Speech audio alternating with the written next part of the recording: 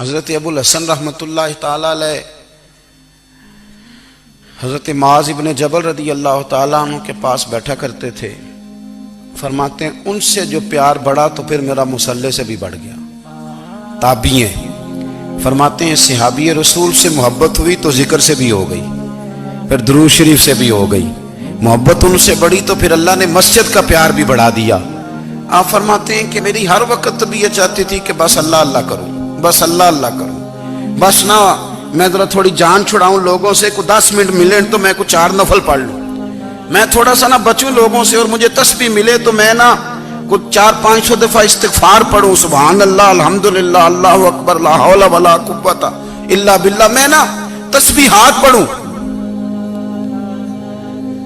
فرماتے ہیں کہ بچے تھے گھر میں 6-7، غربت تھی، کام ملتا کوئی نہیں تھا، اور میں کام چور نہیں تھا، کام ڈھونڈتا تھا، پر اللہ کی قدرت کے کام نہیں ملتا تھا۔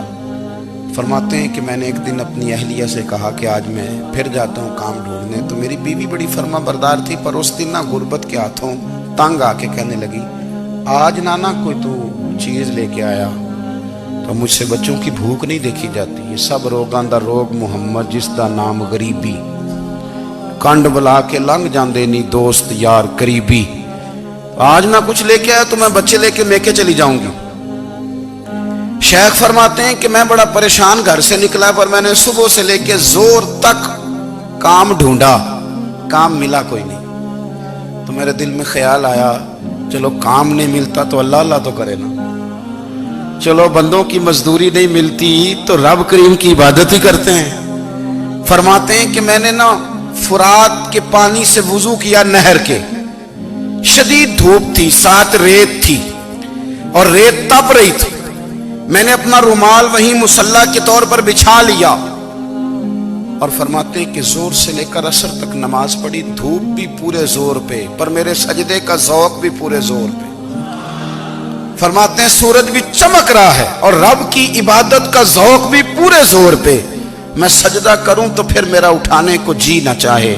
میرے استاد لکھا کرتے تھے، یہ ان کا شعر ہے، وہ کہا کرتے تھے مجھے سوز دے، مجھے ساز دے، اور مجھے نیم شب کا نیاز دے، دم سجدہ خود کو میں توڑ دوں، مجھے ایسا ذوق نماز دے، اور میں تیری بہار کا پھول ہوں، میں کھلا بھی ہوں تو تیرے لیے، مجھے میری شاخ سے توڑ لے، مجھے اپنی زلف کا ناز دے۔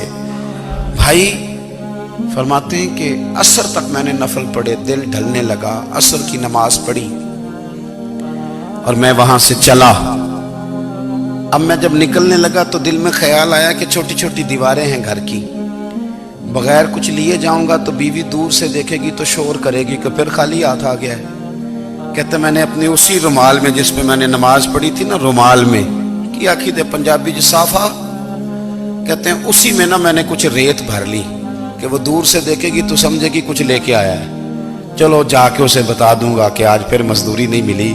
کہتے ہیں وہ ریت لے کر جب میں گھر میں گیا تو پہلے بیوی دروازے پہ کھڑی ہوتی تھی، پوچھتی تھی خالی ہاتھ آ گئے ہو؟ آج میں نے دیکھا تو ہے ہی کوئی نہیں۔ فرماتے ہیں میں اندر داخل ہوا، سلام لیے، کونے میں میں نے وہ رومال رکھ دیا اور میں نے آواز دی کہ بھلی مانس کہاں ہو؟ تو وہ کہنے لگی آپ منہ ہاتھ دھو لیں، میں روٹی لے کے آئی۔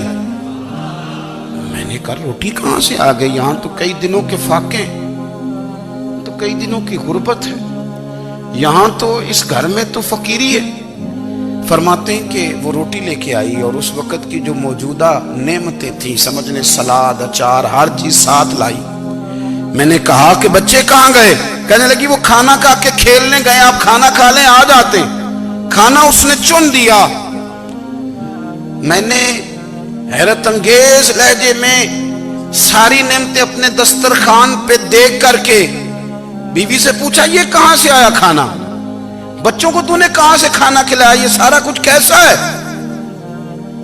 کہنے لگی پتہ نہیں آج آپ کس کریم کی مزدوری کرنے چلے گئے تھے، پتہ نہیں کس کریم کی، میرے گھر میں تو اتنی نعمتیں آئی ہیں کہ مجھ سے سنبھالی نہیں جا رہی، اتنا اناج ہے، اتنا گندم ہے، کس کریم کے دروازے آج چلے گئے تھے؟ یہ کہتے کہتے وہ اٹھی اور اٹھ کر کے کہنے لگی پہلے بڑا کچھ آیا تھا، اب کیا لے آئے ہو؟ اور جا کر کے نا اس نے وہ ریت والا رومال کھولا کہنے لگے میں تو لے کے آیا تھا ریت، تو میرے رب نے اسے بھی سونے اور ہیرے بنا دیا تھا۔ جب آپ کی توجہ اللہ کی جانب، میرے نبی پاک صلی اللہ تعالی علیہ وسلم نے فرمایا ہر چیز اپنے رب سے مانگ، ہر چیز مانگ، ہر چیز مانگ۔ یا رسول اللہ کیا کچھ؟ میرے محبوب نے فرمایا تیرے گھر میں نمک بھی ختم ہو جائے تو وہ بھی اپنے رب سے مانگا کر، تو مانگنا وہ تجھے دے گا، تو اس کی بارگاہ میں کشکول طلب دراز تو کرنا۔ اور ترمذی شریف میں عجیب لفظ ہے، رسول کائنات نے فرمایا، رب کریم فرماتا ہے جب میرا بندہ ہاتھ اٹھاتا ہے نا تو مجھے حیا آتی ہے کہ میں خالی کیسے لوٹا دوں اس کے۔ اتنے بڑے بادشاہ کی بارگاہ میں، او بھائی لوگوں سے عزتیں تلاش کرتے ہو تو وہ کیا تمہیں عزت دیں گے؟ وہ تو کل اچھا کہتے ہیں پرسوں برا کہنے لگ جاتے ہیں۔ لوگوں کے سامنے گڈ بک میں آنا چاہو گے تو وہ تو سویرے تمہارے بارے میں کچھ کہیں گے، شام کچھ اور کہیں گے۔ اپنی روحانی زندگی آباد کریں، اپنے مصلے کو وقت دیں، اور دنیا سے چھپ کر اس موبائل کو بند کر کے اور اپنے آپ سے بھی چھپ کے اور تنہا ہو کے چھپا کے سارا کچھ اپنے آنسو اپنے رب کی بارگاہ میں پیش کریں، اس کے حضور حاضری دیں۔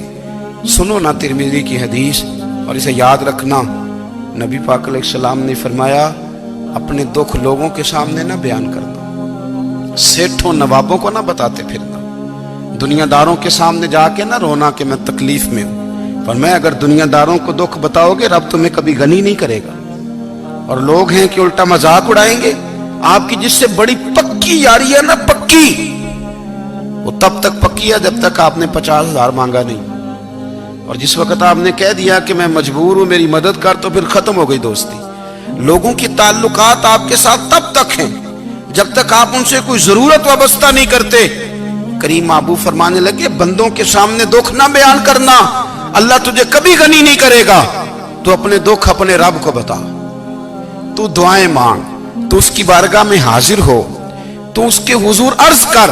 فرمایا اپنے دکھ اپنے رب کو بتا، وہ جلدی کرے یا دیر سے کرے تجھے ساری دنیا سے بے نیاز کر دے گا، تجھے کسی کا محتاج نہیں رہنے دے گا۔